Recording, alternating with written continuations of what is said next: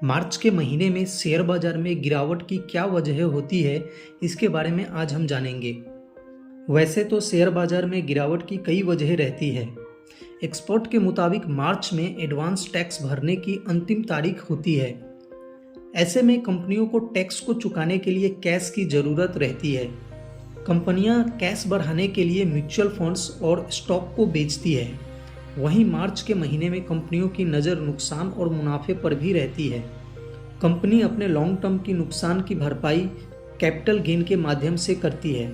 इससे उनकी टैक्स की देनदारी भी कम हो जाती है, परंतु इसमें भी बाजार में गिरावट की संभावना बढ़ जाती है। मार्च के महीने में बाजार में साल के बाकी मंथ के मुकाबले काफ़ी कम रिटर्न दिया जाता है। साल 2023 में निफ्टी 50 ने 0.32%, 2022 में 4.33%, 2021 में 1.11% और साल 2020 में 23.25% का रिटर्न दिया है। बाजार के जानकारों की माने तो मार्च के महीने में किसी भी शेयर में निवेश करने से पहले एक बार अपने वित्तीय सलाहकार से बात जरूर कर लेनी चाहिए।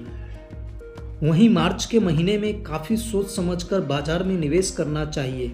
मार्च में बाजार में गिरावट की संभावना साल के बाकी महीनों के मुकाबले ज़्यादा रहती है।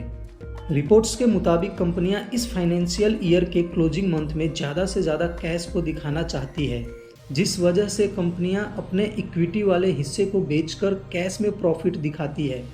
इससे बैलेंस शीट स्ट्रांग होती है और वहीं अगले वित्त वर्ष के लिए भी पोजीशन मजबूत होती है। कंपनियों का जोर बैलेंस शीट से इक्विटी जैसे जोखिम वाले एसेट की जगह कैश को शामिल करने पर रहता है। तो दोस्तों, ये था मार्च के महीने में शेयर बाजार में गिरावट की वजह। जानकारी अगर आपको अच्छी लगी हो तो वीडियो को लाइक कीजिएगा, शेयर कीजिएगा और चैनल को सब्सक्राइब कीजिएगा। वीडियो को पूरा देखने के लिए धन्यवाद।